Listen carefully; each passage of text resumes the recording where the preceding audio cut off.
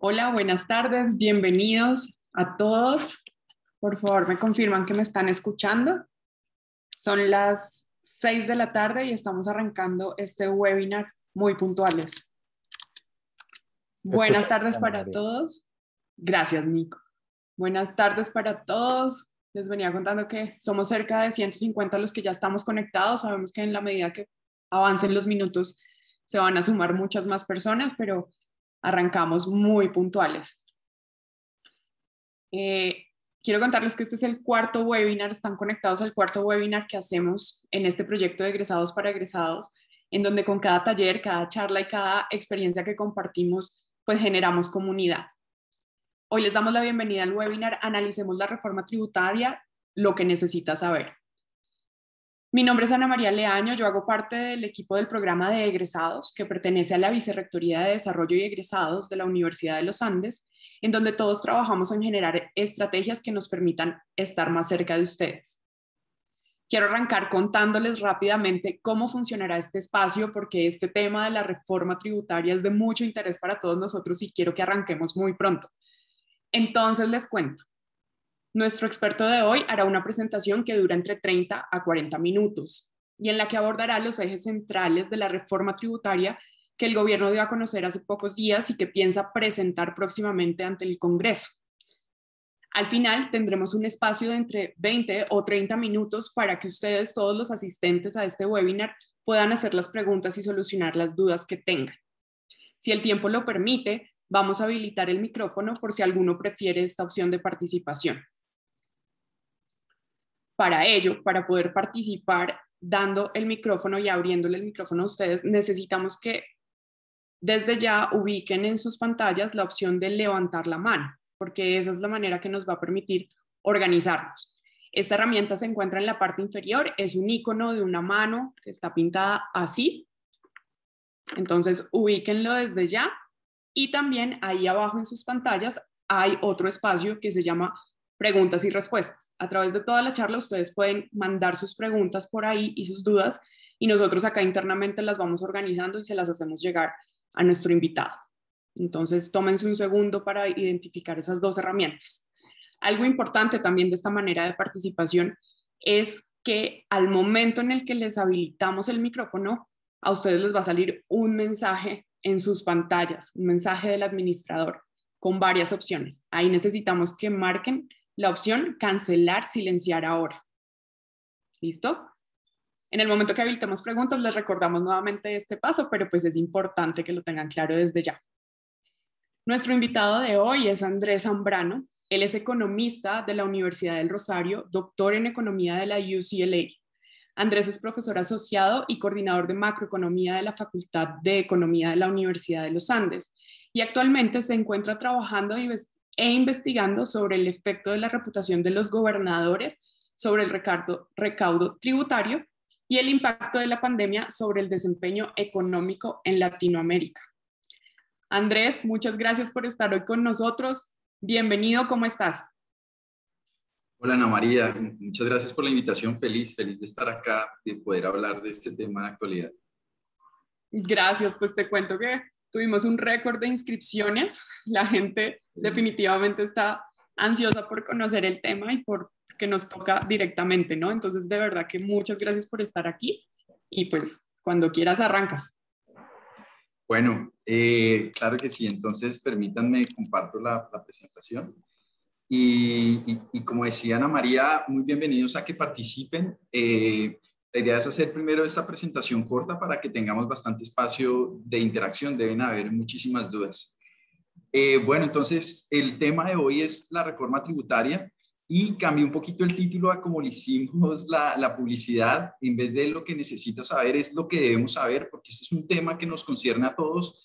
Es un tema que se volvió un deber saber de ello y dar sobre todo opiniones informadas, porque hay mucha desinformación por ahí en las redes sociales. Entonces vamos a hablar de esto y vamos a hablar también de qué tan convenientes son estas propuestas, cómo podríamos mejorar la estructura de lo que está proponiendo el gobierno. Entonces déjenme comenzar hablando un poco de la evolución del panorama fiscal. Entonces, lo que quiero hablar en ese primer ítem es qué ha pasado con el gasto público, qué ha pasado con el recaudo tributario y por qué es tan necesaria una reforma tributaria en este momento. Hay una discusión que se está dando muy interesante sobre por qué hacer una reforma tributaria en un momento en que estamos en crisis. ¿No sería mejor hacerla después? La gente está sufriendo mucho, ¿cómo van a contribuir? Entonces vamos a hablar un poquito de eso, qué elementos hay para considerar de que sí es necesaria hacerla en este momento.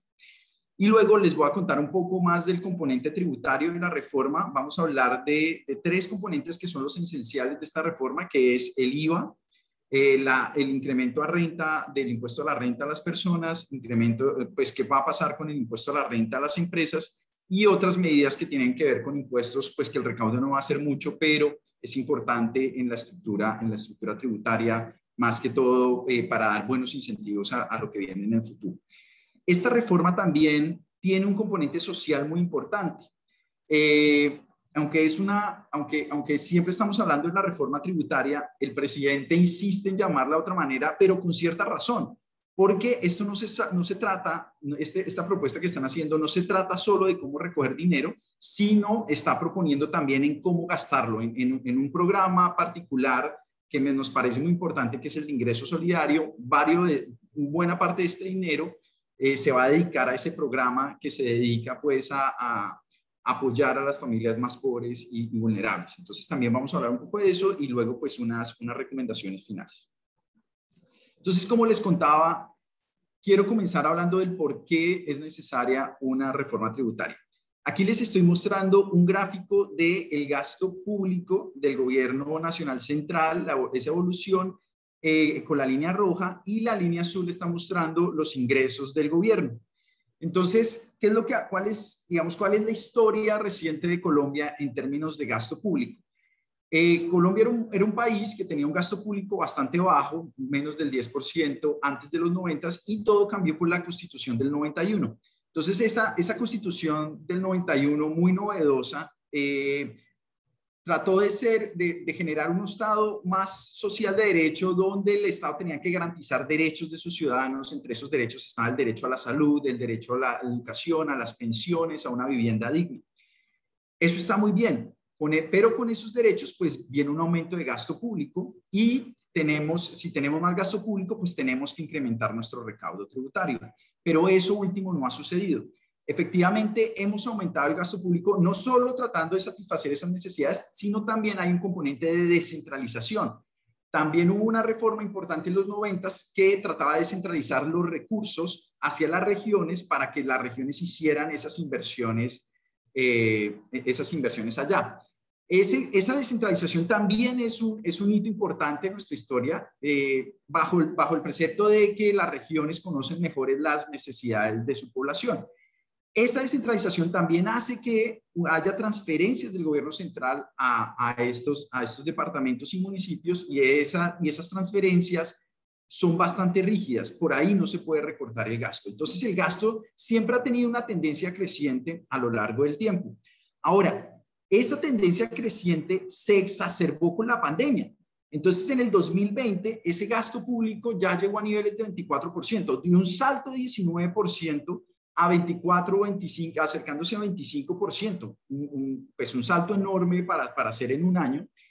Y esto tiene que ver con esas políticas que ha tenido que hacer el gobierno para suavizar los efectos de la pandemia. Si el gobierno, ya hay estudios que están mostrando que si el gobierno no hubiera entrado con programas como el de ingreso solidario o como el PAEF, que es dar subsidios a la nómina de las empresas, la recesión hubiera sido mucho más profunda, la caída en pobreza hubiera sido más profunda. De hecho, muchos les pedimos al gobierno que esa respuesta fuera más fuerte. Creemos que la respuesta fue tímida, y si el gobierno hubiera gastado más dinero en soportar a los más pobres y vulnerables, la caída hubiera sido menor. Pero entonces el gobierno fue tímido, fue conservador, porque veníamos de un problema grave fiscal. ¿Cuál es el problema fiscal? Que los gastos han sido mayores que los ingresos por buena parte de la historia. pero sobre todo a partir de la Constitución del 91. Entonces, fíjense que esa línea azul siempre viene por debajo de la línea roja. Nunca logramos emparejarlas. Y esa necesidad de dinero, pues ha hecho que se hagan reformas tributarias cada 2 años, básicamente. En una presentación de ANIF nos mostraban que ha habido 11 reformas tributarias en los últimos 20 años. Es impresionante. Entonces siempre ha estado faltando dinero y siempre los gobiernos tratan de hacer reformas para cerrar esa brecha fiscal, pero casi nunca lo logran hacer. ¿Por qué? Porque esto no es solo un problema económico, esto también es un problema político. Casi siempre el gobierno que gana elecciones, en ese año que gana elecciones, va por una reforma tributaria, propone una reforma tributaria.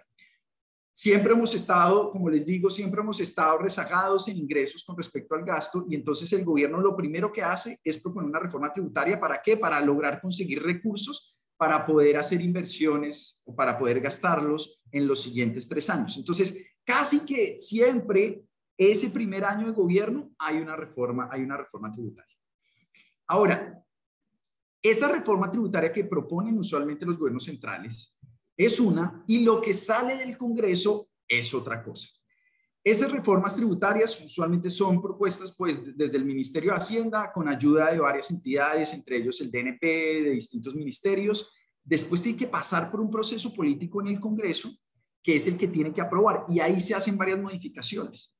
Usualmente las reformas tributarias que proponen los ministerios de Hacienda buscan recoger mucho más dinero, pero cuando pasan por el Congreso terminan recogiendo la mitad o menos del dinero que se pensaba recoger antes. Y eso ya es, digamos, ahí ya entra en un tramo que es político y que es mucho más difícil.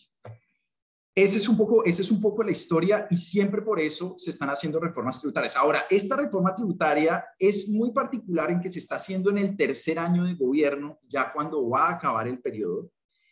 Y eso es muy raro. ¿Por qué? Porque se presta para muchas más discusiones políticas. ¿Por qué? Porque los congresistas la pueden usar como plataforma para conseguir más votos. Usualmente las reformas tributarias son muy impopulares porque pues, son dolorosas. A todo el mundo le duele tener que sacar plata de su bolsillo para dársela al gobierno, sobre todo si los bienes públicos no se están viendo como uno quisiera verlos. Entonces, los políticos, los congresistas empiezan a utilizar eso como plataforma para tirarle dardos al gobierno y así también obtener votos y ellos tener ganancia de esa presentación de la reforma tributaria. Entonces, por eso solamente se presenta en los primeros años. Presentarla en este 3er año es súper riesgoso porque va a afectar muchísimo la popularidad del gobierno. Por eso, el gobierno ha sido un poco cauteloso tratando de mostrarlo como de manera informal sin radicar el proyecto exactamente. ¿Por qué? Porque busca ganar adeptos, busca discutirla, busca presentarla para que la gente la conozca y sobre todo los congresistas y los gremios aprueben lo que van a presentar y entonces ese paso por el Congreso sea menos doloroso. Pero no está pasando. Esa demora del gobierno de erradicar la reforma lo que ha hecho es una mayor avalancha de críticas y ha llegado a grandes modificaciones que voy a discutir más adelante. Entonces, si uno pintara esa diferencia entre el gasto y los ingresos tributarios, pues vamos a tener esta gráfica de la izquierda que es el déficit fiscal. Entonces, fíjense que el déficit fiscal hemos intentado manejarlo por debajo del 5%. En el 2012 se implementó una regla fiscal que lo que intentaba hacer entonces era tratar de disminuir ese déficit fiscal. ¿Cuál es la idea que uno tiene? La idea que uno quisiera como economista es que en los tiempos buenos se ahorraran para poder gastar en los tiempos malos. Pero por esa rigidez que les contaba del gasto público, nunca ahorramos. Siempre estamos desahorrando, siempre estamos endeudándonos. Entonces, cuando el gasto es más alto que los ingresos, el gobierno tiene básicamente 3 opciones para financiar ese déficit fiscal. Uno es con deuda, que es lo que ha estado haciendo efectivamente el gobierno, casi siempre utilizando deuda. La segunda es vendiendo activos del Estado. Muchas veces hemos visto que el gobierno entonces vende sus empresas. En este momento, por ejemplo, ahí está la propuesta de vender ISA, de vender Isagen. Está tratando de comprar la Ecopetrol, pero la idea es vender activos para recoger ese dinero y pagar parte de ese hueco fiscal. Y la tercera es impresión de dinero, que es la que políticos más de izquierda están tratando de empujar, y eso es decirle al Banco de la República: présteme la plata o regálemela, y yo con esa plata pago el gasto público. Todas ellas tienen problemas.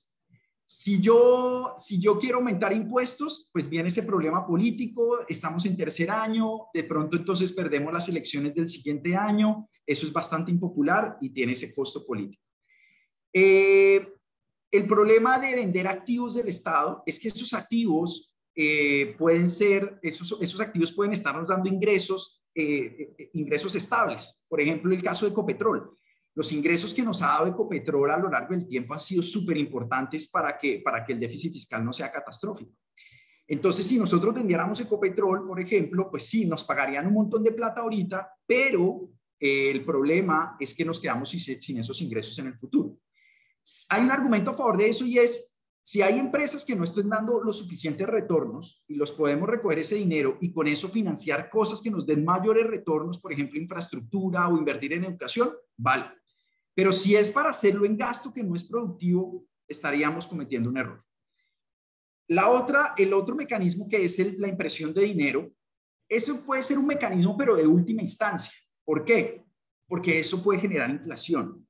El efecto de inflación es muy riesgoso, porque la inflación puede actuar como un impuesto que también es muy regresivo, es decir, que le pega más duro a los hogares pobres. ¿Por qué? La inflación afecta a los que tienen su dinero, su riqueza en efectivo. ¿Quiénes tienen su riqueza en efectivo? Pues usualmente los hogares con menos recursos. Entonces, tener inflación termina siendo un impuesto regresivo, y la inflación la genera esa impresión desmedida de dinero. Ahora, para una emergencia como esta, puede ser una opción, pero siempre debe ser la última opción. Nunca la primera, nunca la segunda, siempre debe ser la última opción. ¿Por qué? Por ejemplo, si me preguntan a mí, ¿ya deberíamos estar usando esa última opción? No, aún no. ¿Por qué? Porque tenemos otras formas de adquirir recursos. ¿Cuáles? La deuda. En este momento el gobierno colombiano está logrando conseguir recursos de deuda extranjera sin pagar intereses muy altos. Y eso es bueno. Pero no es infinito. No podemos abusar de eso. ¿Vale? Si nosotros nos ponemos a acumular demasiada deuda, van a empezar a haber preguntas desde los mercados internacionales de si Colombia va a ser capaz de pagar esa deuda tan grande. Y puede ser que nuestra reputación comience a caer. Si nuestra reputación comienza a caer, van a haber menos inversiones aquí, y también las tasas a las que nos van a prestar esa plata se van a volver cada vez más altas. Eso es un problema grande.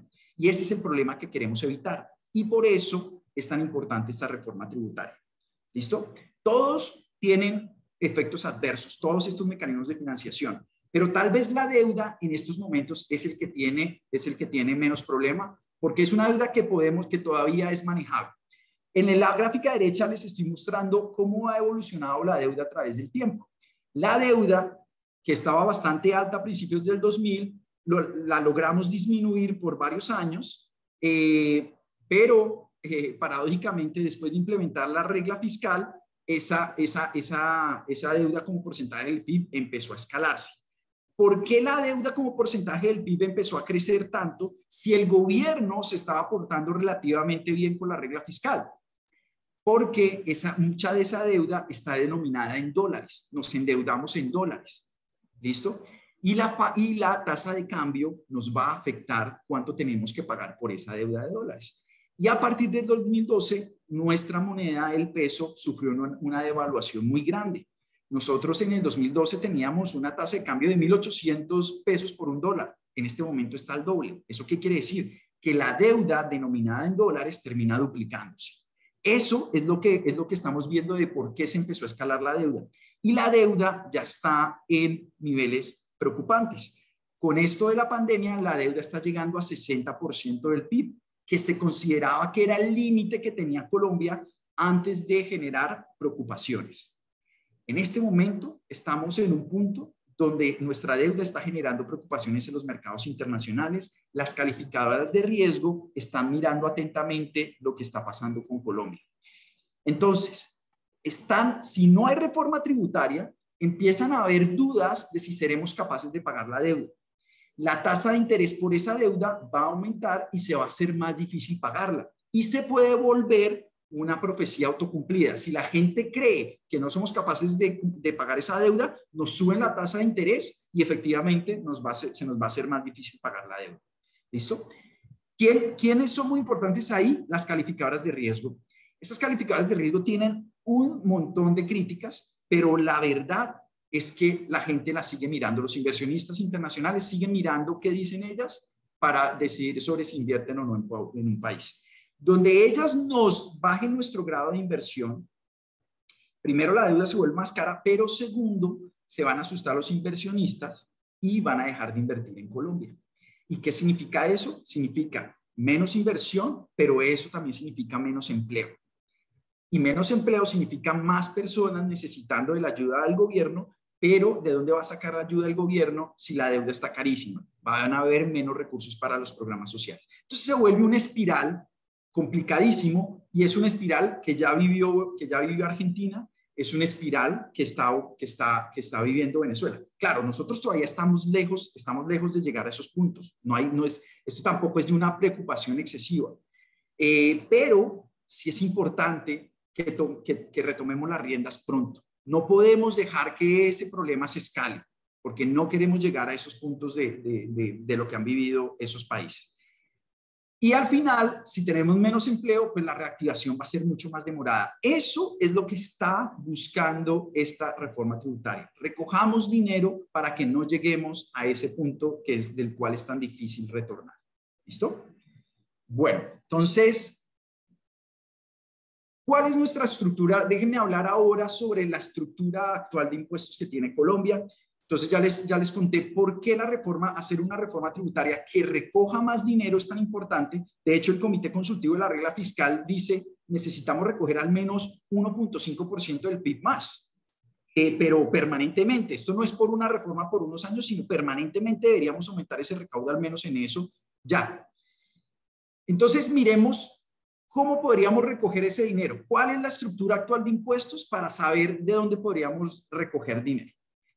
¿Cuál es la estructura tributaria? ¿Qué características tiene la estructura tributaria de Colombia? Primero, tiene niveles de tributación demasiado bajos. No solo cuando se nos compara con la OECD, que es a donde queremos, que es el nuevo grupo selecto al que pertenecemos y al que nos queremos parecer, sino también cuando nos comparamos con Latinoamérica, no nos vemos muy bien. Los niveles de tributación de Colombia, como les mostré, lo que le llega al gobierno central es más o menos 15%. Si uno cuenta otros impuestos, por ejemplo, lo de seguridad social y cuestiones así, llegamos al 19.3%. En Latinoamérica, eso es 23%, lo que logran recoger en total de impuestos. Y en la OECD alcanza al 34% del PIB. Miren lo quedados que estamos.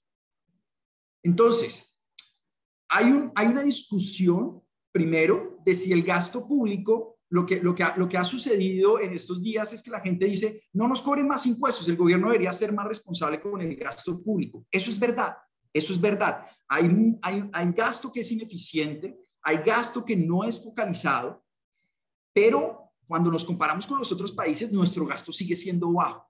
Sí lo deberíamos hacer más eficiente, sí lo deberíamos hacer focalizado, pero lo deberíamos de todas maneras incrementar. Y si necesitamos incrementarlo para cubrir más programas sociales, para mejorar infraestructura, para mejorar educación, pues necesitamos recaudar más dinero. Y en eso estamos muy quedados todavía. Segundo problema es nuestro sistema tributario.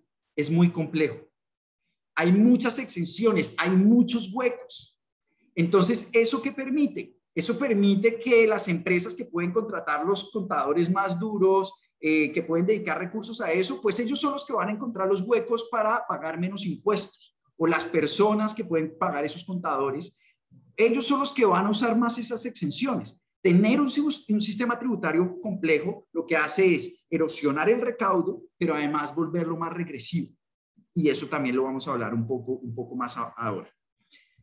Tercero, nuestro recaudo está muy concentrado en el IVA y en impuestos a las empresas. Esta gráfica de la derecha muestra que de ese 19.3% que recogemos en total de impuestos, 5.6% del PIB viene del IVA y 5% viene del impuesto a la renta de las empresas. Miren que ese impuesto de renta a las empresas es mayor que lo que recoge el resto de países latinoamericanos y lo que recoge la OECD como porcentaje de su PIB. Es decir, ellos tienen más ingresos tributarios, pero no, lo que nosotros recogemos por impuestos a las empresas es más grande que lo que ellos recogen de impuestos a las empresas. Estamos pidiéndole a las empresas demasiada contribución. Ahora, en términos del IVA, nuestra contribución sigue siendo, los ingresos que generamos por IVA siguen siendo un poco menores que los ingresos que genera Latinoamérica y la OECD. Por ahí podemos crecer un poco más nuestro recaudo, que por eso es que el gobierno está proponiendo reformas al IVA, para lograr aumentar ese recaudo un poco más. Donde estamos muy mal es cuánto dinero recogemos por impuesto a la renta de personas naturales. Lo que recogemos acá es a duras penas 1% del PIB. Eso es muy poquito. En Latinoamérica se recoge 2.2% del PIB, en la OECD se recoge 8% del PIB. Ahí es donde estamos muy quedados. Y ahí es donde está también apuntando la reforma. La reforma, más que todo, está tratando de aumentar en 16 billones, que eso es 1.6% del PIB, el recaudo vía personas naturales. O sea, estaríamos más hacia el nivel de Latinoamérica, aunque nos falta muchísimo para llegar al nivel de la OCDE. ¿Vale? ¿Por qué? ¿Por qué estamos recogiendo tan poco dinero de las personas? Por dos razones. Le estamos cobrando muy poco a los más ricos. Estamos cobrando mucho a las empresas, pero muy poco a los dueños de las empresas, en otras palabras. Y dos, muy poca gente contribuye al impuesto a la renta. En este momento, 8% de los ocupados están pagando impuesto a la renta. El resto no. 92% de los ocupados no están pagando impuesto a la renta. Es muy difícil sostener un país, construir Estado, si solo 8% de las personas contribuyen en la construcción de ese Estado. Ese es el problema que trata de corregir esta reforma tributaria, ampliando esa base tributaria. ¿En cuánto? Ampliándola en 10% más y que el 18% y que más o menos el 20% de las personas al menos contribuyan. Ojo, no podemos pedir que muchas más personas contribuyan. ¿Por qué? Porque nosotros todavía somos un país en desarrollo donde 40% de las personas están en pobreza y 30% son vulnerables. Donde nosotros nos pongamos a cobrar impuestos a los vulnerables, se nos cae en la pobreza. Entonces, hay 70% de la población a la que no le podemos cobrar impuestos. Pero hay un 30% que le podríamos pedir una contribución. Ahora, tampoco le podemos pedir mucho. Tiene que ser acorde con sus ingresos. Entonces, yo no puedo ponerle la misma tasa marginal que los que ganan 10 millones de pesos a estos que ganan, que el gobierno está proponiendo que a partir de 2,5 millones empiecen a pagar, a contribuir algo. No puedo poner la misma tasa, tiene que ser una tasa pequeña.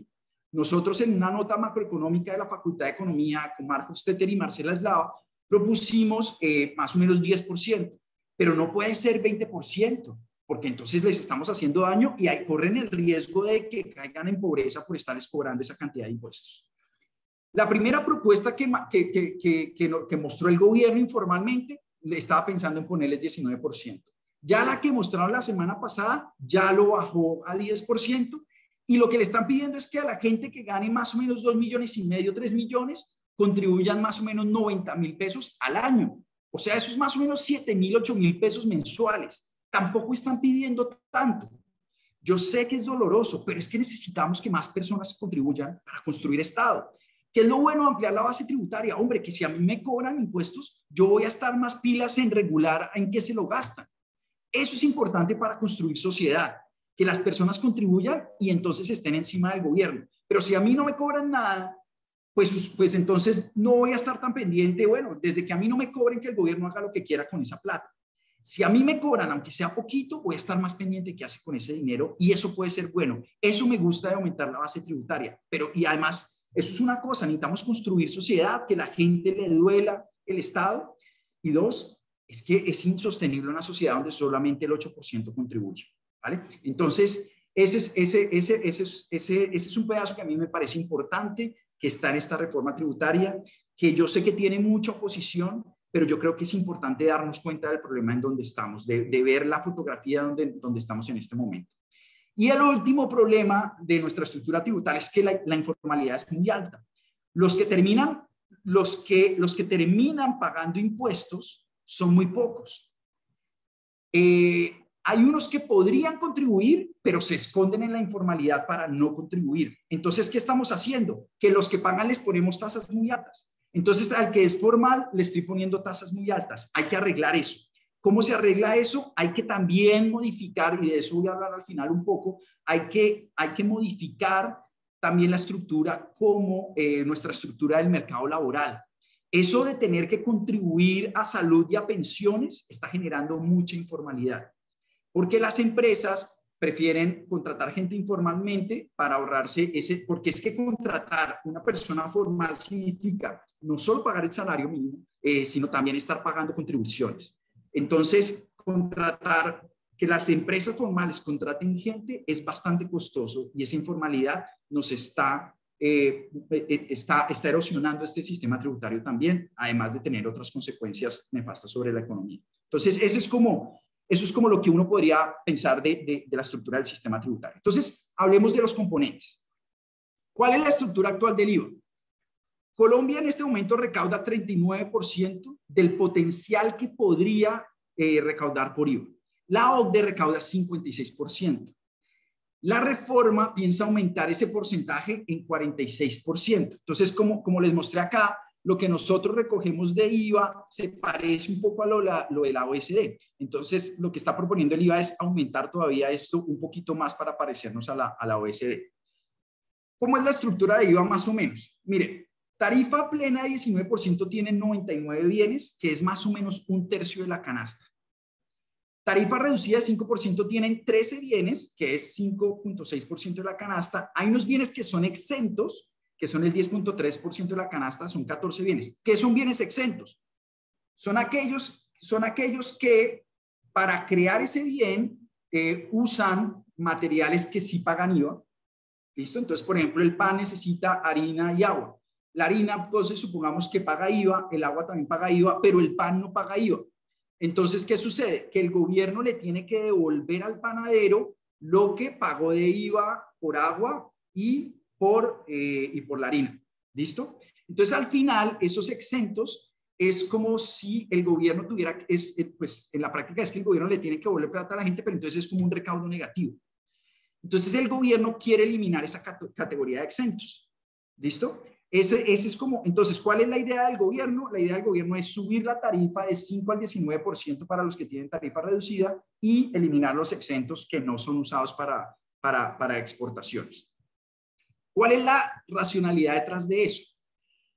La gráfica de la derecha lo que muestra es la participación del gasto de cada decil en esos bienes. Entonces, el decil 1 son los hogares más pobres, el decil 10 son los hogares más ricos. Un hogar pobre gasta el 7% de su gasto, se va a bienes exentos, el 4% de su gasto a bienes excluidos, el 7% de su gasto a bienes con 5% de IVA. En cambio, los del decil 10 gastan más en esos bienes excluidos, en esos bienes con una tarifa del 5% y más en esas tarifas de categoría exento. Entonces, cuando uno mira el IVA, pues resulta que no es, a ver, es un impuesto regresivo porque le va a pegar muy duro a los pobres. Pero en realidad, cuando uno lo mira, uno lo puede mirar desde dos puntos de vista. Uno, ningún bien tiene impuestos y nos quieren poner impuestos. O dos, que así es como lo está mirando todo el mundo. O dos, todos los bienes deberían tener unos impuestos del 19% y estamos excluyendo a unos. Cuando uno lo mira desde ese lado, entonces el gobierno está tratando de ver el IVA de esa manera y dice, es que estamos excluyendo unos bienes donde los más ricos deberían tributar. Ese es el argumento que está haciendo el gobierno. Y cuando uno mira esta gráfica, uno dice, oiga, pues algo de razón tiene, porque los hogares más ricos gastan un montón en esos bienes. Y ellos sí tienen capacidad de pagar más impuestos. Entonces, ¿qué fórmula podemos utilizar para que los ricos sí paguen IVA y los pobres no puedan pagar IVA? Ahí es donde la clave es la devolución del IVA.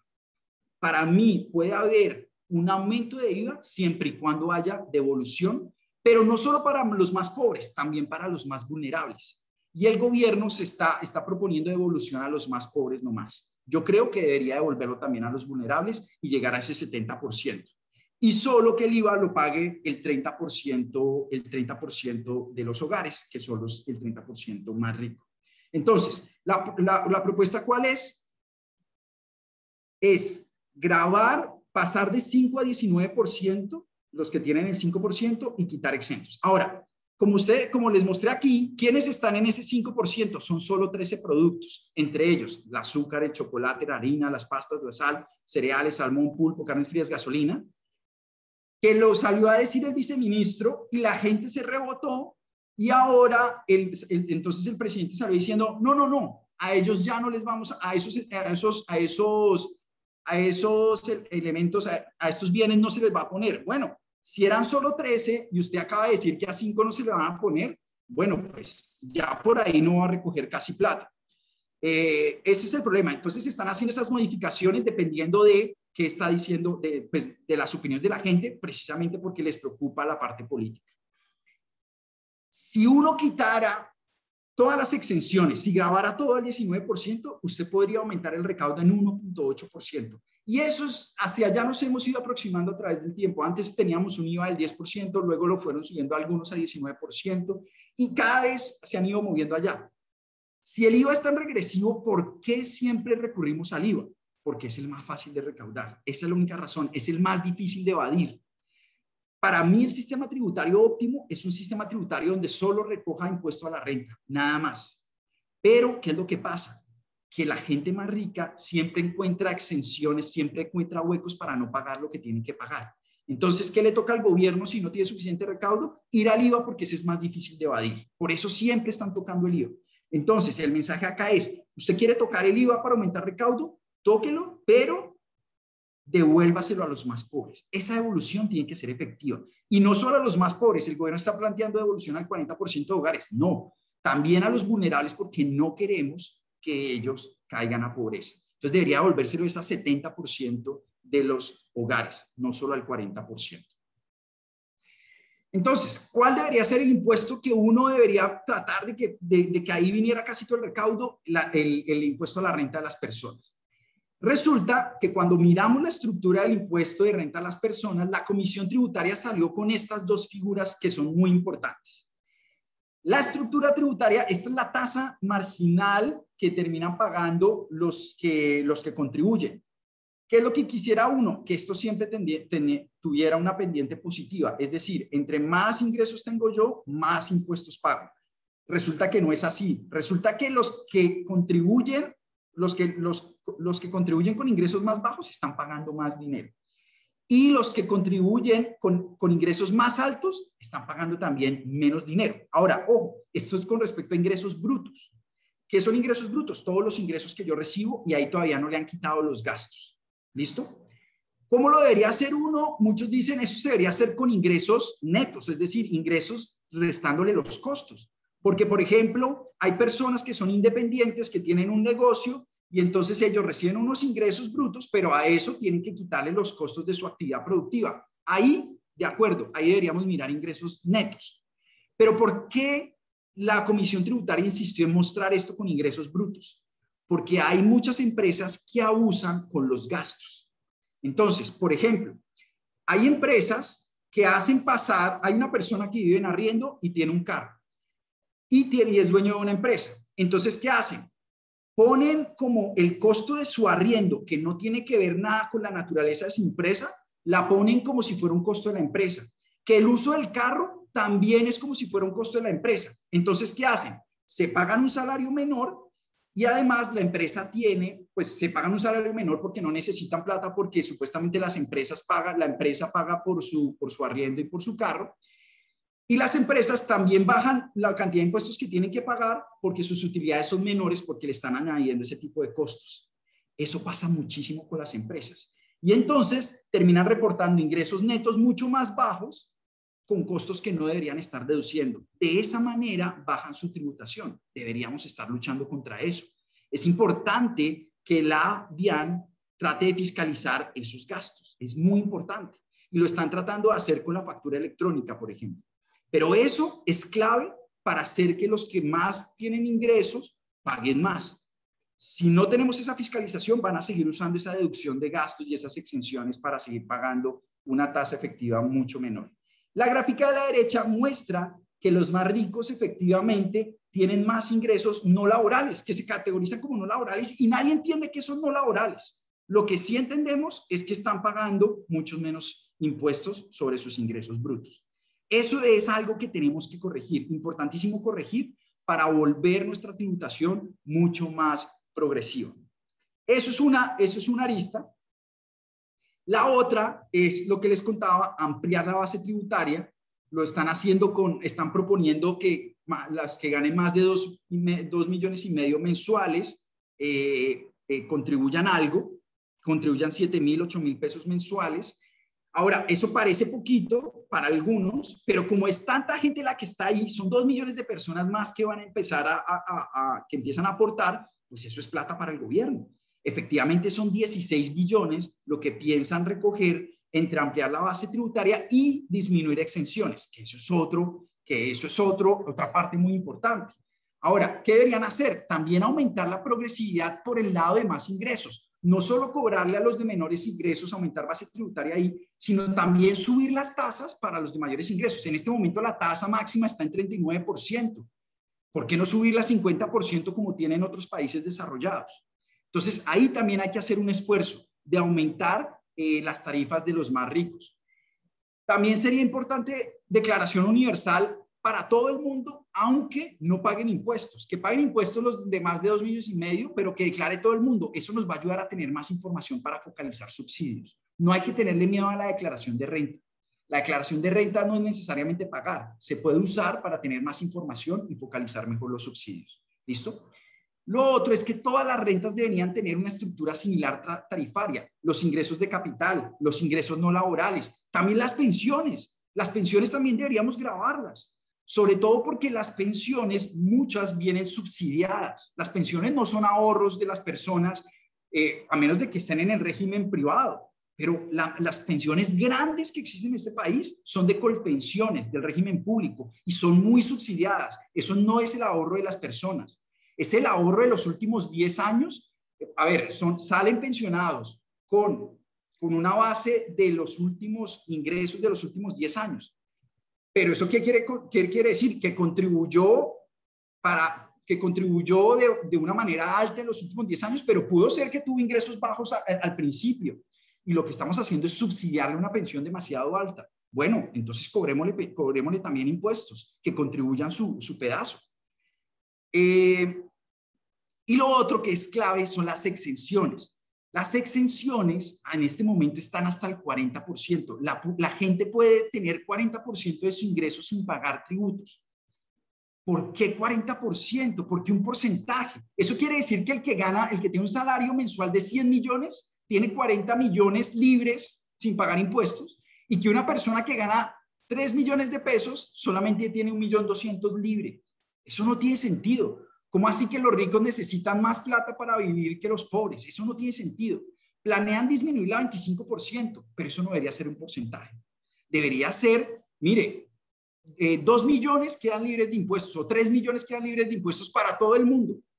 Y a partir de ahí la gente empieza a pagar impuestos. Pero no puede ser que a los más ricos les dejemos una plata quieta porque necesitan más para vivir. Eso está mal. Pero eso no es culpa del gobierno, no es culpa del Ministerio de Hacienda, eso es culpa de la Corte Constitucional, que dijo que el ingreso mínimo vital, el ingreso para vivir, tiene que ser el 25% del ingreso que usted se gana. Entonces eso no lo puede tocar el gobierno lastimosamente.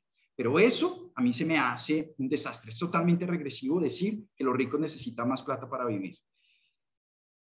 ¿Qué se va a hacer también? Los impuestos a los dividendos se van a subir de 10 a 15%, pero se está ampliando el umbral a partir del cual empiezan a pagar impuestos. Antes eran 300 VT, que son más o menos 9 millones de pesos, y ahora está diciendo que no, que es mucho más, que es a partir como de 32 millones que tienen que pueden pagar, que no, de 24 millones que tienen que pagar impuestos a los dividendos. Eso me parece mal. Los dividendos deberían pagar como cualquier otra renta, como la renta de salarios a partir de 2,5 millones. Bueno, ellos también deberían, los dividendos también deberían pagar a partir de 2,5 millones, porque hay que tratarlos distintos. Hay gente que dice, es que es doble tributación, porque a las empresas les cobran impuestos y luego también a los dividendos. Eso es injusto. Bueno, pues yo la verdad preferiría que le disminuyeran el impuesto a la renta a las empresas y que le aumentara el de los dividendos, porque es que los dividendos los están ganando precisamente los dueños de las empresas, que son los más ricos. Las empresas no son ricas, son los dueños los ricos. Las empresas generan inversión, generan empleo. Si yo le pongo más impuestos a las empresas, pues eso puede generar más desempleo. En cambio, debería caerle a los dividendos, que sí es de lo que se apropian los dueños de las empresas. Y el otro elemento que es importante es un impuesto al patrimonio. Ahora, esto no es que recoja mucho plata, pero vuelve el sistema tributario más justo. El gobierno primero propuso un impuesto al patrimonio permanente y luego, después de unas críticas, sobre todo la crítica de Vargas Lleras en una columna, lo volvió transitorio. Ahí está el problema político. Entonces, cuando vio que iba a haber oposición en el Congreso, lo pasó de permanente a transitorio. No solo eso, iba a ser más alto y ahora lo bajó. 1% para los que tienen patrimonio de más de 5,000 millones. Cuando esto debería ser a partir de patrimonios de 3,000 millones con tasas del 3%. Pero con ese problema político se fue para atrás el Ministerio de Hacienda y ahora lo volvió transitorio y además es deducible del impuesto de renta y además deducible la vivienda. Y lo otro que van a hacer es un impuesto solidario por más de 10 millones, para la gente que gane más de 10 millones, se lo cobran ahorita uno y se lo descuentan en la renta en el futuro. Esa es un poco la idea. En las empresas van a haber eliminación de exenciones. Esas exenciones que hicieron en la anterior reforma tributaria no sirvieron. No hay un mecanismo de regular de si sirvieron, de si generaron empleo. Eso parece que no sirvió. La Procuraduría hace poco hizo un estudio. Parece que de varias exenciones, solo una que era para aumentar la cantidad de películas colombianas, ese fue el único que sirvió. El resto no sirvió. Y sí erosionó un montón el recaudo. Parece que en exenciones se pueden ir fácilmente 60 billones de pesos. Mantiene exenciones de mega inversiones, de zonas francas. Para mí todo eso se debería acabar y todas las empresas deberían tener, a partir de la misma base, un impuesto que sea bajo para todos en lugar de estar generando distorsiones de aquí hago exenciones, aquí no. El gobierno está proponiendo tarifas progresivas, que para las empresas más pequeñas, una tarifa más baja que para empresas más grandes. Eso tiene un problema, y es que usted limita el crecimiento de las empresas, está quitando los incentivos a que las empresas crezcan, porque usted les va a cobrar más impuestos si crecen. Entonces las empresas van a preferir quedarse pequeñas y ahí estamos perdiendo productividad. Es preferible que todos se queden en 24% y más bien cobren impuestos a los dividendos. Esa debería ser la estructura ideal. Y hay un elemento de descuento del ICA. El ICA es el impuesto que cobran los gobiernos locales a las empresas, y entonces lo que estaba proponiendo la anterior reforma tributaria es que ese ICA lo podían descontar del impuesto de renta que tenían que pagarle al gobierno nacional. ¿En qué resultó eso? Pues que la gente terminaba, pues que las empresas terminaban pagando muy poco al gobierno central y que los gobiernos locales estaban subiendo muchísimo las tarifas porque el que salía perdido, o sea, el costo de oportunidad era para el gobierno nacional y no para ellos. Y eso entonces hizo que se abriera un poco más el hueco fiscal.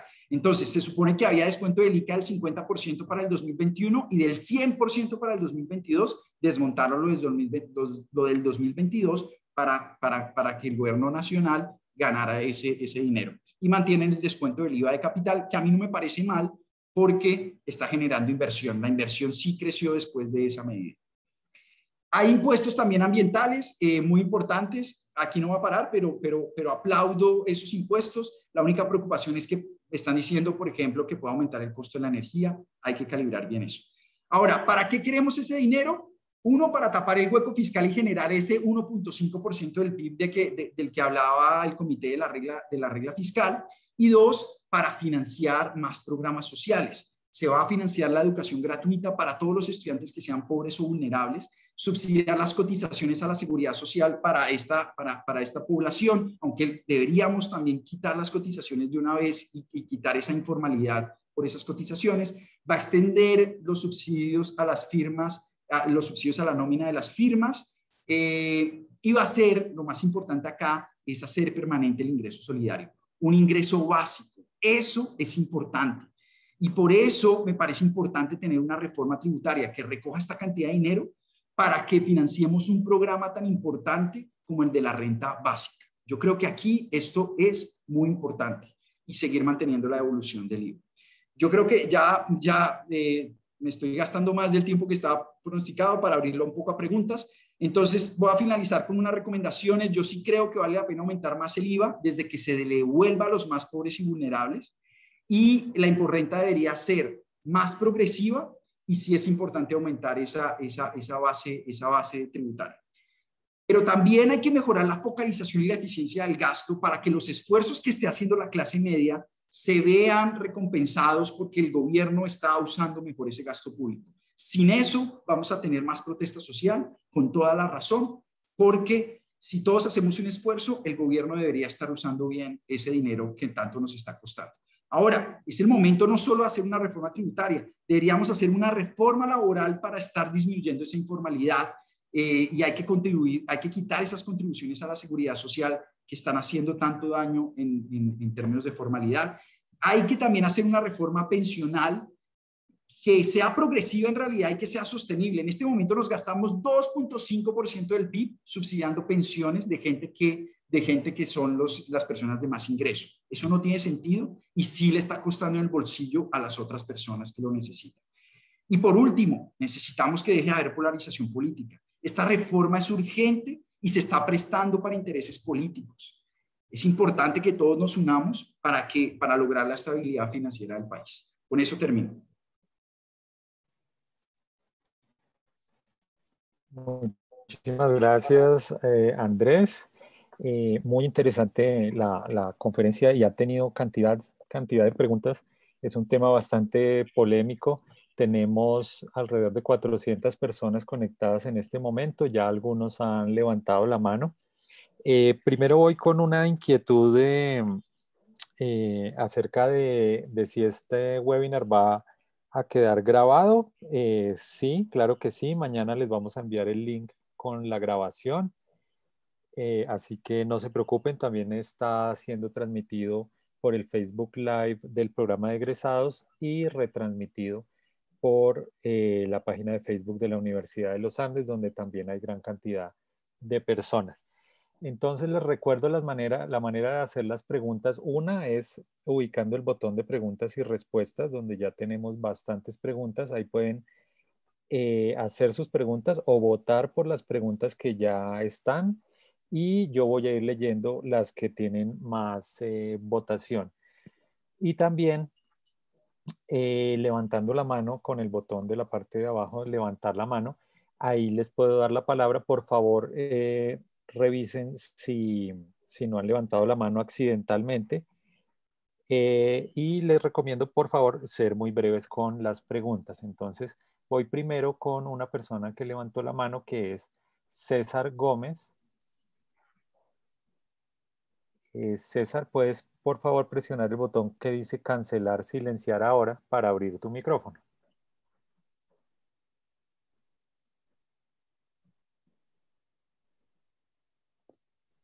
César, ¿me escuchas? Sí, te escucho. ¿Me escuchas tú ahí o no? Sí, muchas gracias. Puedes hacer tu pregunta. No, yo quiero hacer un comentario. Yo creo que una reforma tributaria, como lo están presentando ahí, no sé si va a ser beneficiosa a largo plazo. Yo creo más bien que deberían buscar mecanismos en los cuales... Perdón, yo lo estoy escuchando muy bajito, no sé si sea problema mío. ¿Ya me oyes o no? ¿Aló? Sí, mejor. Yo creo que puede ser, digamos, a largo plazo puede crear más problemas. Yo quisiera ver más bien que de una manera más clara, digamos, que se buscara se mejorara la capacidad o se mejorara el ingreso de las personas para que de esa manera la gente tenga dinero con qué pagar. Porque a la final, si seguimos cobrando impuestos a la gente que escasamente hace lo suficiente para sobrevivir, estamos cavando un hueco ahí donde no vamos a encontrar el fondo. Yo creo que es mejor mirar cómo mejorar la capacidad adquisitiva de la gente, buscando unas reformas salariales. La otra manera también sería que, como decías tú, que las ganancias de las empresas se le apliquen a los dividendos de tal manera que la empresa internacional o empresas locales ven como empresa es efectiva porque tiene unos gravámenes pequeños, pero obviamente tanto a los dueños como a los stockholders o a los accionistas, ellos van a pagar los impuestos sobre eso, creo yo. En cuestión de devolver el IVA a las personas más marginadas, para mí eso va a crear un problema de burocracia, porque a la final va a ser muy complicado buscarle cómo mandarle el dinero a la persona que pagó el IVA, cuando realmente esa gente no tiene ni una dirección donde se va a enviar. Yo diría más bien que en vez de hacer eso, buscar una reforma en la cual los impuestos, si la gente gana menos del salario mínimo después de todas las deducciones, pues obviamente se les puede mandar un cheque o se les manda un auxilio que en cierta manera está cubriendo ese IVA, más que ponernos en buscarle a la persona para mandar el dinero. Simplemente cuando la persona hace su declaración de renta, si está por debajo de ese límite, el gobierno le va a mandar un dinero. Eso va a incentivar que la gente haga su declaración. Esos serían mis comentarios. Gracias. ¿Respondo de una vez? Sí, por favor. Listo. Muchas gracias por los comentarios. Entonces arranco un poco con el primero que me parece muy importante y es el de la productividad. Esto es importantísimo. Yo estoy de acuerdo en que el problema fundamental de Colombia es un problema de productividad y por eso es que estamos con salarios tan bajos. Necesitamos invertir en la productividad de nuestros trabajadores. Eso se hace con educación, eso se hace con capacitación y ahí todavía estamos muy quedados, sobre todo de educación de calidad. Yo creo que ahí es donde comienzan las disparidades entre los distintos hogares. Y yo creo que ese es un componente muy importante, pero es un componente de largo plazo, de mediano y de largo plazo, que yo creo que es fundamental. Yo creo que deberíamos estar haciendo inversiones ahí importantes y por eso es importante aumentar el gasto público ahí, en volvernos más productivos, en infraestructura, en que la gente sea más productiva. Ahí deberíamos estar enfocando el gasto público, pero la necesidad de gasto sigue estando ahí. O sea, ¿y qué significa eso? Que necesitamos al mismo tiempo aumentar los tributos, porque entonces, ¿cómo financiamos ese gasto? Entonces, tiene que ser algo que vaya a la par.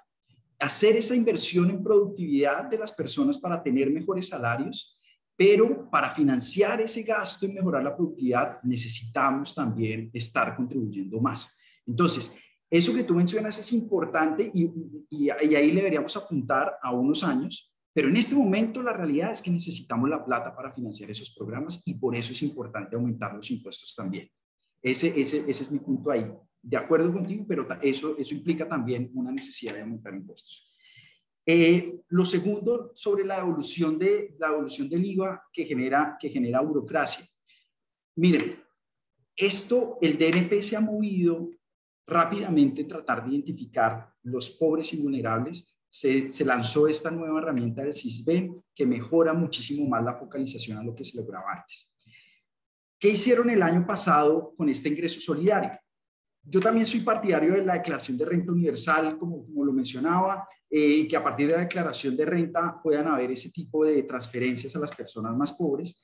Pero resulta que el SISBEN no solo pregunta por ingresos, sino también pregunta por condiciones del hogar, por capacidades de generación de ingresos, tiene información mucho más rica. Entonces eso puede servir también para focalizar. Y cuando los encontraban a estos pobres y vulnerables, lo que hacían era a los que tuvieran cuenta, les enviaban el dinero por cuentas bancarias o a corresponsales bancarios a poblados, a sitios, a poblaciones, donde siempre hubiera un corresponsal bancario y que ellos pudieran reclamarlo ahí. Así podían llegar a territorios más remotos. Esa estrategia logró la bancarización de un montón de gente. Había una meta de bancarización de personas a 5 años que cumplimos el año pasado. Eso es otra de las cosas buenas que trajo ese programa de ingreso solidario. Esa bancarización le permite a la gente tener acceso al sistema financiero y eso es importante. Ahora, claro, esto debe venir de la mano de reformas también al sistema financiero, de permitir más competencia, de una regulación que haga que no haya costos grandes para estas personas de bajos ingresos. Claro, se debe acompañar de eso, pero la bancarización per se es buenísimo, porque la gente va a tener acceso a ese sistema financiero, a endeudarse cuando necesita invertir en proyectos productivos. Entonces, creo que eso es un mecanismo que deberíamos explotar más, tratando de bancarizar más gente, haciéndole llegar esa evolución del IVA o haciéndole llegar ese ingreso solidario. Hay estudios ya académicos que muestran los efectos favorables de la evolución del IVA. Ahora, la evolución del IVA no es como se la imaginan de yo tengo un mercado, la gente, entonces el gobierno, tengo que mandarle al gobierno cuánto me gasté en ese mercado para que me devuelva lo que me gasté de IVA. No, lo que hace el gobierno es calcular un estimado de cuánto gastarían en IVA estos hogares pobres y vulnerables y devolver ese dinero en la misma cantidad para todo el mundo, que están estimando en 50,000 pesos mensuales, 46,000 pesos mensuales. Y esa es la evolución que le harían a todo el mundo antes de que se la gasten en el mercado. Esa es un poco la idea de cómo funciona eso. Y de esa manera, entonces, aumentar el recaudo. Uno quisiera que sí, que los más ricos pagaran más, pero como les contaba, recoger ese dinero de los más ricos no es tan fácil. ¿Por qué? Porque hay cosas que el gobierno le queda más difícil de controlar, por ejemplo, los paraísos fiscales. Entonces, los más ricos usualmente están llevando su dinero a paraísos fiscales y por más que uno trate de hacer convenios con Panamá y todo eso, ese dinero es muy difícil de rastrear. Entonces, hay que seguir intentando rastrear ese dinero, pero en la práctica eso no nos va a ayudar a cerrar la brecha fiscal en estos momentos. También había gente que hablaba de corrupción, porque si eliminamos la corrupción no hay necesidad de hacer reforma tributaria. De acuerdo, pero eso no es fácil. Eso no es de aquí. O sea, necesitamos dinero ya y lo de la corrupción no es un problema que podamos arreglar ya. Hay que sincerarnos y sí, hay una plata que se pierde y que hay que buscar recuperarla. Estamos de acuerdo, pero eso no es de la noche a la mañana. Y la plata se necesita ya. Entonces, esas opciones de no contribuyamos a más impuestos porque hay plata que se roban, porque hay plata mal focalizada, no hay que caer en esa falacia, porque la plata de todas maneras se necesita ya y esas cosas no nos van a dar la plata ya. Ese es un poco mi... Muchísimas gracias, Andrés. Bueno, voy con la pregunta que más votos ha recibido hasta ahora en el panel de preguntas y respuestas. Es de Juan Sánchez. Él pregunta, si los ingresos por impuestos a las empresas son tan altos, ¿por qué dicen que empresarios como Ardila Lule o Sarmiento Angulo no pagan impuestos? Vale, muchas gracias por la pregunta. No pagan impuestos por lo que les estoy mencionando. Ellos tienen un ejército de contadores que les dicen cómo optimizar sus ingresos para pagar menos tributos. Entonces, ¿se acuerdan de esta gráfica que yo les mostré de cómo son los ingresos de los más ricos? Los ingresos de los más ricos no son salarios, los salarios son fáciles de grabar. No, los ingresos de los más ricos vienen de unos ingresos no laborales que no sabemos muy bien qué son. Ahí está el problema, es dificilísimo ubicar los ingresos de estas personas.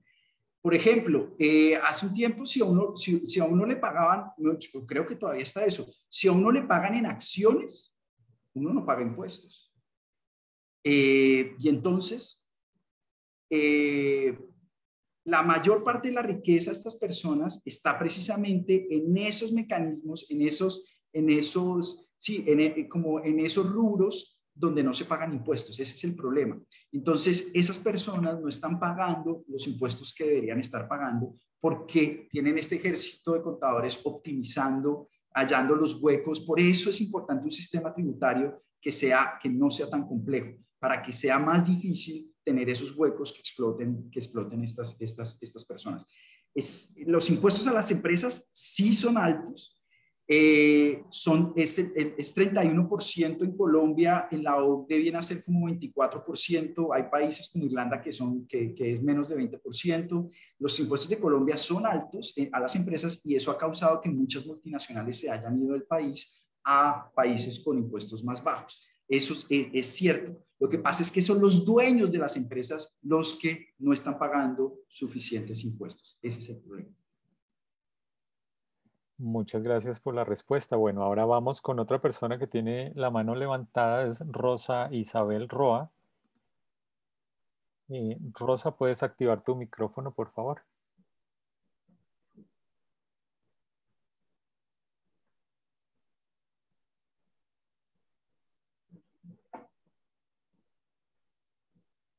Sí. Les recuerdo la manera de activar el micrófono es con el botón cancelar, silenciar ahora. Si no te escuchamos, voy a darle paso a la siguiente persona, es Andrés Felipe Pardo. ¿Me escuchan? Sí. Hola Andrés, muchas gracias. Mira, lo que pasa es que yo hace poco, además por una situación personal, conocí este régimen de tributación simple, donde justamente lo que yo quería era tener una tasa de tributación muy simple y pues que a mí me conveniera más. La tasa de tributación simple lo que hace básicamente es que nosotros tenemos un ingreso donde las deducciones y las exenciones son mínimas y casi que no hay, y las que hay además están muy bien justificadas, que son las directamente relacionadas con el trabajo, pero entonces básicamente se hace es un pago sobre el ingreso de lo que tú recibes, el cual es progresivo y dependiendo de cuánto tú ganes puede estar, subes del 5 al 12% de los ingresos. A mí me pareció muy interesante porque hace que, pues en mi caso, yo estoy pagando impuestos todos los bimestres, no solo una vez al año, y hace además que yo no tenga manera de evadirlos. Sí, y yo me pregunto, si nosotros tuviéramos un régimen de tributación para las personas que fuera así universal para absolutamente todas, donde además fuera muy, muy simple, basada en los ingresos y que no esté toda esta cantidad de deducciones, no haría que tuviéramos un sistema muchísimo más simple, que el recaudo sea muchísimo más amplio porque sería mucho más difícil de evadirlo, y ese 1% que tú dices que es solo de las personas naturales haría que subiera, además con unos impuestos muy simples de calcular, con unas declaraciones muy fáciles de hacer, en las que básicamente no se necesitan contadores muy sofisticados y todo esto. Totalmente de acuerdo. Estoy totalmente de acuerdo con usted. Esa idea del régimen simple me pareció muy buena y ya se están viendo efectos sobre formalidad gracias a ese régimen simple. Y yo estoy de acuerdo, lo mismo debería pasar para las empresas, para todas las empresas y para las personas naturales. El hecho de tener tantas exenciones, tantos parágrafos en el estatuto tributario, lo que hace es que la gente encuentre huecos para contribuir menos. Ahí hay un problema grande. Esto lo reconoció la Comisión Tributaria de ahorita. La Comisión Tributaria era una cantidad de extranjeros que no estaban familiarizados con el estatuto tributario, y cuando les muestran el estatuto tributario dicen, ¿qué es este experimento? ¿Ustedes por qué tienen para todo hay un parágrafo, para todo hay una nota, para todo hay una exención? Esto no tiene sentido. Y el cálculo que hizo la DIAN es que se van 90 billones de pesos en exenciones entre empresas naturales, entre empresas y personas naturales. Eso es 9% del recaudo. Eso es 9% del PIB, perdón. O sea, eso es enorme, que se va en puras, bueno, y con exenciones a IVA. Todo eso se va a 9%. Entonces los de la Comisión Tributaria decían, esto es extremadamente complejo. No nos habíamos encontrado con un estatuto tributario tan complejo en todos los países que hemos estudiado. Es que lo de acá, lo de esto es loco y se presta precisamente para que los más ricos paguen menos. Y eso hay que cambiarlo. Esto deberíamos simplificarlo. Todas las rentas deberían tener la misma estructura, la misma estructura de tarifas. Y eso no pasa acá. Si usted es asalariado, le ponen una tarifa que es más fuerte que si usted tiene ingresos, no laborales, o si usted tiene dividendos, o si usted tiene pensiones, todo es distinto. Y no, todas las rentas deberían tener la misma estructura tarifaria. De acuerdo. Muchísimas gracias. Voy con otra pregunta del panel de preguntas y respuestas. Este es de Andrés Rodríguez. Él quiere saber, ¿hay algún estudio o análisis que sustente que una persona que tiene ingresos de 2,5 millones al mes tiene margen de capacidad contributiva? Gracias, Andrei. A ver, como se hace, como lo está haciendo aquí el gobierno, es con las cifras del DANE. Entonces, ¿qué se considera un hogar pobre? El que tenga un ingreso por debajo de 300,000 pesos, de la línea de pobreza, que viene a ser como 320,000 pesos. ¿Qué se considera un hogar vulnerable? Es un hogar que tenga ingresos per cápita menores a 2.5 línea de pobreza, que entonces viene a ser, no sé, 800,000 pesos por ahí. ¿Listo? ¿Qué se considera a partir de esos 2.5 líneas de pobreza? Se considera clase media hasta 10 veces la línea de pobreza. Entonces, esos son los cálculos. ¿Y cómo se calcula la línea de pobreza? Pues son los costos en que debe incurrir un hogar para tener la alimentación adecuada, para pagar su canasta familiar, arriendo, todo eso. Eso es lo mínimo que debería tener una familia. Así se construye la línea de pobreza y así se definen entonces las clases sociales. Entonces, una línea de pobreza, 2.5 líneas de pobreza. A partir de 2.5 líneas de pobreza se considera clase media, y los de 2,5 millones se consideran que ya están ahí y que por lo tanto ya no son vulnerables. Esa es como la forma como los clasifican. Muchas gracias, Andrés. Bueno, vamos con otra persona que levantó la mano. Es Juan Pablo Fula Sotelo. Juan Pablo, puedes abrir tu micrófono.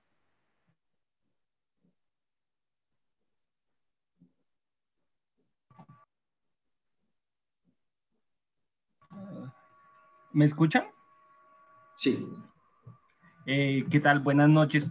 Pues mi pregunta, yo estuve en el foro que adelantó la NIF el jueves, si no estoy mal, lo estuve mirando detalladamente y había una cifra que me causó bastante curiosidad de Mauricio Santamaría, y era que pues, nos mostró como las 11 reformas que hubo y el comportamiento del recaudo en esas 11 reformas. Yo hice más o menos como la correlación entre las fechas de las reformas y el comportamiento del recaudo, y muchas veces el recaudo no aumentaba en razón a cuando se implementaban las reformas, y me preocupa bastante porque eso era en una situación no atípica como esta, en donde hay realmente una crisis, y me preocupa es cómo implementar, cómo garantizar que la reforma aumente la capacidad de recaudo en un momento en donde hay una crisis y donde, pues según veo el comportamiento el histórico de recaudo, cuando hay reformas tributarias no necesariamente aumenta el recaudo. Eso es verdad. Muchas gracias por la observación. Sí. A ver, a eso se debe a dos cosas. Uno, porque una es la reforma tributaria que presenta el Ministerio de Hacienda, como les conté, y otra lo que sale en el Congreso. Y en el Congreso, pues hay varios grupos de poder. Y entonces en el Congreso, entonces le van poniendo arandelas para favorecer a los que le financiaron la campaña. Y ese es un proceso político con el que es muy difícil de luchar. Entonces, una es la idea del gobierno para recoger plata, pero después de lo que sale del Congreso puede que ya no recoja plata, y eso ha sucedido mucho. Eso es una de las razones importantes. Otra cosa que sucede mucho es que a veces las reformas tributarias son para corregir cosas que no estaban bien. El ejemplo más importante fue que alrededor del 2010 hubo una reforma tributaria que desbalanceó la tributación en contra de las empresas, ¿vale? Entonces lo que hizo fue aumentar un montón los impuestos de las empresas. ¿Me recuerdas el año? ¿Qué pena? Eso fue, yo no me acuerdo el año exacto, pero eso debe ser el 2010 tal vez, o sea, fue antes del 2010. Fue el 2010 o antes. Y esa reforma, entonces lo que hizo fue aumentar los impuestos de las empresas un montón. Las empresas llegaron a pagar 40% y además había impuesto al patrimonio de las empresas. Y había una cantidad de impuestos a las empresas y las empresas empezaron a irse a países que las trataban mejor. Y se dieron cuenta y empezaron a echar para atrás esa estructura.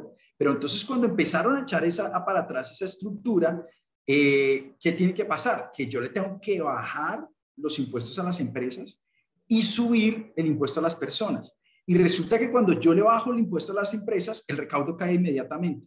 Pero cuando le subo los impuestos a las personas, el recaudo no sube inmediatamente, porque las personas hacen más maromas para evadir. Las empresas les queda más difícil evadir. Entonces termina habiendo un recaudo negativo cuando comienza a haber esa transformación. Eso fue algo que pasó también en esas reformas. Hay unas que recaudaron negativamente porque se estaba cambiando la estructura de la estructura de tributación. Menos a empresas, más a personas naturales, y eso hizo disminuir el recaudo. También Guillermo Perry, que era también profesor de la facultad y del cual aprendí mucho, también nombró la anterior reforma de Duque como la ley de desfinanciamiento, porque con todas esas exenciones que le dio a la economía naranja, esa reforma no recogió la plata que debería haber recogido. Entonces, eso sí fue problema del diseño desde el principio. Entonces, para resumir, puede ser que esté mal diseñada desde el principio, puede ser que usted está haciendo una transición de la estructura, o puede ser que usted tenía buenas intenciones, recaudar un montón de dinero y después del Congreso la cosa quedó en nada. Y grabando las personas naturales no implicaría una fuga de dinero, pues ya no de las jurídicas, sino de las naturales, ya con eso, aprovechando la oportunidad. Puede suceder, pero lo que pasa es que digamos, eso en Estados Unidos hay evidencia, por ejemplo, que las personas se mueven a donde les cobren menos a los estados que les cobran menos impuestos. Hay evidencia efectivamente de eso. Colombia no tiene, en Colombia se cobran los mismos impuestos a las personas en todo el país, entonces no va a haber eso. Y se supone que es donde yo gane el salario. Si la empresa está aquí, la persona debería también no solo moverse ella, sino también mover la empresa. Eso es un poco más difícil. En Estados Unidos es más fácil porque hay estados y hay distintas tasas entre estados, pero esa migración de personas es un poco más difícil. Sucede si aumentamos el impuesto al patrimonio de manera muy alta, eso sí puede suceder. Que la gente dice, no, me van a quitar mi patrimonio, mejor me voy a otro lugar donde no me cobren por mi patrimonio. Eso sí puede suceder, pero el impuesto a la renta de las personas es muy difícil que pase eso. Muchas gracias, Andrés. Buena pregunta. Bueno, vamos con una pregunta del panel de preguntas y respuestas. Esta es de Natalie Díaz. Ella dice, el financiamiento no viene solo del aumento del recaudo, sino también de la disminución del egreso. ¿Qué programas de gasto público se eliminarán para disminuir el déficit? No, mira, la verdad no han anunciado algo al respecto. Se anunció que se iban a focalizar los subsidios a la energía y al gas. Va a ser parte de la transferencia que le van a hacer, va a ser parte de la transferencia que van a hacer a los hogares pobres y vulnerables, va a ser un subsidio de gas. ¿Eso qué significa? Dejar de usar los estratos para focalizar esos subsidios, lo cual me parece buenísimo, porque resulta que el 90% de los hogares recibe subsidios de los servicios públicos, porque el 90% de los hogares está en estrato 1, 2 o 3. Y eso es un gasto muy mal focalizado. Entonces el gobierno piensa mejorar ese gasto dando los subsidios directamente a las personas identificadas con SISBEN y no con estratos que están muy mal focalizados. Eso es lo único que yo he visto que ha anunciado sobre gastos. Si no estoy mal, eso es lo único que ha anunciado sobre el recorte de gastos. Muchas gracias. Bueno, por el chat. Sí, dale. Perdón, hay una cosa que olvidé y es el ministro no lo presentó en este foro, no alcanzó a presentarlo en este foro ANIF, pero lo tenía en las diapositivas, y es que piensa modificar la regla fiscal, que eso de pronto responde un poco tu pregunta, y es que la regla fiscal le impone un poco el límite al gasto que hace el gobierno. Entonces, eso sí digamos, no lo presentó, pero parece que lo están pensando, una reforma a la regla fiscal para efectivamente disminuir el déficit y disminuir la deuda. Entonces, ahora, ¿cómo exactamente disminuir el gasto para cumplir la regla fiscal? De eso sí no se habla. Muchísimas gracias. Bueno, les recuerdo que en el chat tenemos un link para evaluar este webinar. Les agradecemos mucho si lo pueden calificar, es muy importante para nosotros. Y también en el chat hemos recibido algunas preguntas como esta de Laura Castro. Ella dice, si somos un país con un alto nivel de informalidad, ¿qué garantía existe de que los ajustes del aumento de la base sea sostenible en el tiempo? La propuesta tiene ajustes para aumentar la base de contribuciones en la seguridad social. Buenísima la pregunta. Infortunadamente no. Esta reforma, digamos, da subsidios a la contribución, da subsidios a las contribuciones de seguridad social de ciertos grupos que les mostré por acá. Aquí está. Entonces, un poco subsidia las cotizaciones durante 5 años para jóvenes, para discapacitados, para aprendices del SENA, mujeres mayores de 40 y adultos mayores no pensionados. ¿Para qué? Para que sea más fácil a las firmas contratar estos grupos vulnerables. Entonces, hay como subsidios a las cotizaciones, pero yo estoy de acuerdo en que para mejorar la informalidad, para erradicar la informalidad, necesitamos eliminar este sistema de contribuciones sociales. Y más bien financiar la salud y las pensiones con los impuestos generales y no decirle a las firmas, pague estos porcentajes para salud, este porcentaje para pensiones, porque eso lo que hace es que las firmas prefieran ser informales y hacer todo por debajo de la mesa. Si yo digo, no, usted solo pague el salario tranquilo, que yo después le cobro impuesto a la renta a estas personas, bueno, pues las firmas entonces ahí sí van a ser abiertas y van a hacer todo formalmente. Bueno, pues obviamente habrán excepciones, pero la informalidad caería un montón. Digamos, una muy buena parte de la informalidad viene por esas contribuciones a seguridad social y deberíamos evaluar ese mecanismo porque no está sirviendo. Lo único que ha hecho es condenarnos a una tasa de informalidad muy alta. Entonces, yo estoy muy de acuerdo contigo en que la reforma no se debería quedar en tributaria, sino también debería haber una reforma laboral que le apunte a esas contribuciones de seguridad social. Lo propuso FEDesarrollo también en su propuesta. También nosotros hemos hablado de eso mucho y sabemos que lo están discutiendo en la misión laboral, pero es una lástima que se haga una misión tributaria y una misión laboral que aparte cuando estos temas están tan entrelazados. Es muy importante para subir el recaudo tributario que se elimine esa informalidad y entonces es muy importante la arquitectura de ese mercado laboral. Yo estoy de acuerdo en que deberíamos eliminar esas contribuciones. Muchísimas gracias. Bueno, vamos hasta las 7:30 con preguntas. Esta es otra pregunta del chat de Luis Mauricio Cuervo. Él pregunta, ¿qué tan operativa es la devolución al IVA a los más pobres? ¿Hay mecanismos y experiencias para hacerlo correctamente? ¿Me la podía repetir que se me cortó un momento? Sí, Luis Mauricio Cuervo pregunta, ¿qué tan operativa es la devolución del IVA a los más pobres? ¿Hay mecanismos y experiencias para hacerlo correctamente? Sí, entonces es lo que les contaba del año pasado, ese despliegue grandísimo que tuvo el DNP para tratar de identificar pobres y vulnerables y para girar el ingreso solidario. Y ya hay estudios académicos de Pablo Querubí y se me olvida en este momento el nombre, pero es una gran economista que está, de Juliana Londoño, que evaluaron el efecto de la devolución del IVA del año pasado y encontraron efectos muy importantes. Sí ayudó a la gente esa devolución del IVA. Lo que pasa es que la devolución del IVA solo se le hizo a 1 millón de personas y eso tiene que escalarse. Porque si vamos a cobrar más IVA hay que devolvérselo a todos los pobres y vulnerables. 1 millón. El gobierno estaba pronosticando para este año devolvérselo a 2 millones y ya la reforma tributaria está proponiendo a 4.700.000. Como les dije en la presentación, yo creo que deberían ser a 7 millones de personas y ya el gobierno los está identificando. Pero los efectos de la devolución del IVA son buenos, ya está evaluado académicamente y son importantes y sí se puede y tiene el efecto positivo además de la bancarización de las personas. Entonces, yo sé que hay mucha polarización al respecto, pero tenemos que tomar decisiones basadas en evidencia y la evidencia es que sí se está logrando esa evolución y que sí tiene efectos sobre las familias. hay chismes de que eso se presta para corrupción, de que no sé qué. No es cierto.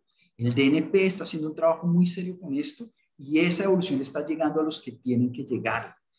Sí, hubo unos errores al principio del ingreso solidario que si uno ponía cualquier número de cédula le decía, sí, usted tiene derecho al ingreso solidario, y de ahí arrancan los chismes.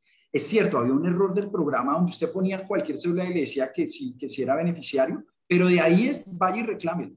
Usted le puede salir eso en el sistema, pero usted cómo va a reclamarlo si su cédula no es 00000. Y si usted con su cédula después tenían que mirar que usted estuviera clasificado como pobre y vulnerable, o sea, no era tan fácil. Entonces la gente se quedó con el error del programa, pero no se dio cuenta que eso no significaba, era un error del programa, pero eso no significaba que se lo dieran a cualquiera con cualquier cédula. Esa es la cuestión. Para recibirlo, el proceso es más complejo y sí están mirando que efectivamente la persona lo necesite. Y ya hay una evaluación que dice que sí fue importante para las familias. Muchísimas gracias, Andrés. Bueno, vamos con otra persona que tiene la mano levantada. Es José Gabriel Cristancho. José Gabriel, ¿puedes abrir tu micrófono, por favor? Ok, buenas noches a todos. ¿Me escuchan? Sí, perfecto. Oye, perfecto. Mira, son dos comentarios. Realmente el primero es que parece irónico la meta del incremento del recaudo frente al PIB en comparación con otros países, cuando empezamos a analizar que el 71% del PIB lo generan solo 1.000 empresas. Coincido totalmente en el hecho de que la reforma esté buscando gravar los dividendos, porque sí deberíamos de hacer un recaudo importante de este grupo de las 1.000 y del grupo de las 100, que las primeras 100 empresas en promedio los últimos 5 años han generado el 50% del PIB del país. Eso es un comentario muy corto. Realmente me gustaría conocer su punto de vista respecto a una reforma estructural de recaudo de impuesto que incluya también los predios. En Colombia hoy por hoy es potestad de los municipios el recaudo del impuesto predial, pero está condicionado a los avalúos que genera cada municipio. Bogotá es impagable el impuesto predial y el recaudo en Bogotá es altísimo. Pero si queremos una redistribución de la riqueza y realmente una reforma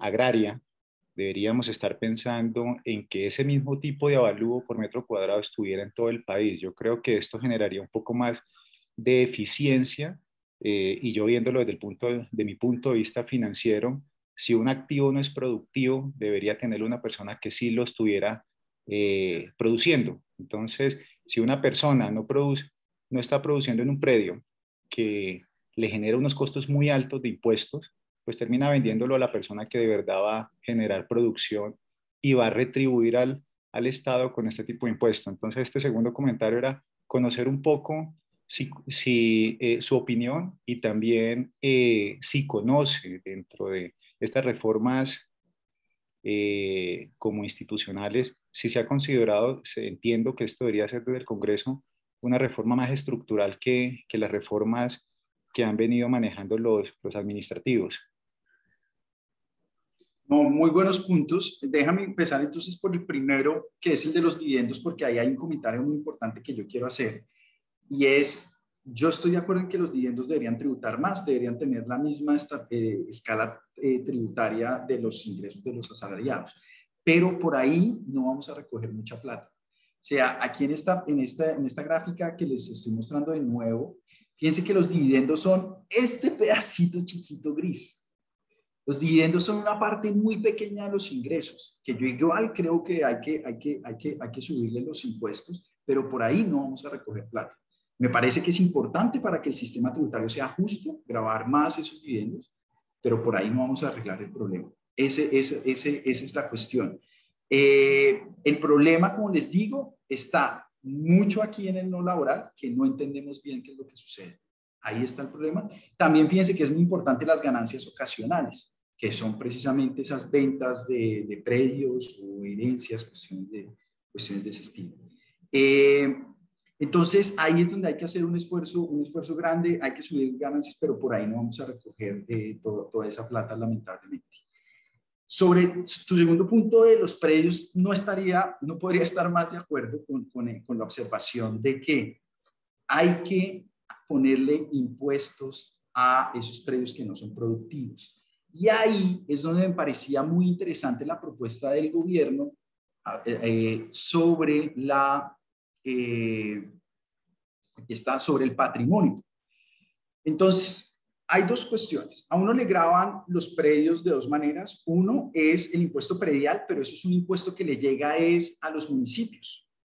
Entonces, eso no lo maneja el gobierno nacional, entonces no le cerraría el hueco al gobierno nacional, pero de acuerdo que los municipios deberían hacer un mejor esfuerzo en recoger más dinero de ahí y no lo están haciendo. El catastro no se actualiza cuando la ley dice que hay que actualizarlo. Eso es un problema grande.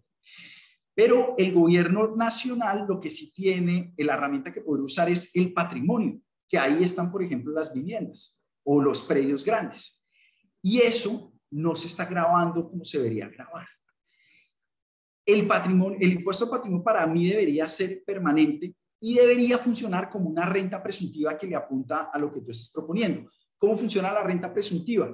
Que yo declaro patrimonio y si yo no declaro ingresos, entonces me dicen, bueno, usted con ese patrimonio debió generar al menos el 3% de ingresos y le voy a cobrar impuestos sobre ese 3% de ingresos presuntivos.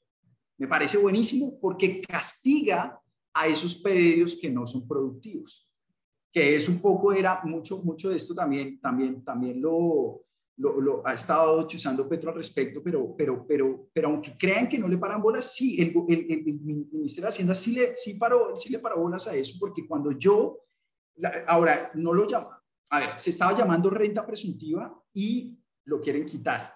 Y nosotros estamos diciendo, no se debería quitar porque precisamente castiga los predios ociosos. Pero entonces, en la reforma tributaria, hace par de semanas, no la última que presentó el gobierno, lo que presentaban fue un impuesto al patrimonio deducible de renta. Entonces se parece a la renta presuntiva, porque me dicen dígame cuál es su patrimonio, yo le digo cuánto me tiene que pagar, pero le resto lo que ya pago de renta. Entonces genera el mismo efecto. Porque si yo lo estoy poniendo a producir, entonces pago poquito impuesto al patrimonio. Pero si no tengo produciendo ese patrimonio, bueno, entonces sí me tienen que pagar más. Eso lo estaba considerando la primera versión de la reforma tributaria y ahora ya no lo considera. Me parece un desastre. ¿Y por qué? Por presiones políticas, básicamente Vargas Lleras diciendo que no le gustaba el impuesto al patrimonio. Pero ese mecanismo a mí me gustaba, porque le pega precisamente a esos patrimonios ociosos con los que tenemos que luchar, que es esas declaraciones de renta de gente que tiene extensiones gigantes de terreno, no produce nada en ese terreno y entonces declara cero porque no tiene ingresos por ese terreno. Eso hay que quitarlo. ¿De acuerdo? Bueno, muchísimas gracias, Andrés. Con esto ya llegamos al tiempo límite de las 7:30. Quedaron varias preguntas en la lista, pero pues por consideración con el profesor y agradecimiento por su tiempo, paramos aquí. Por favor, no olviden evaluar el webinar con el link que aparece en el chat y mañana recibirán un correo con más información y el enlace de la grabación. Muchísimas gracias, Andrés Zambrano, por esta charla. Muchísimas gracias a todos ustedes por la invitación y a todos por escucharme. Gracias por esta interacción.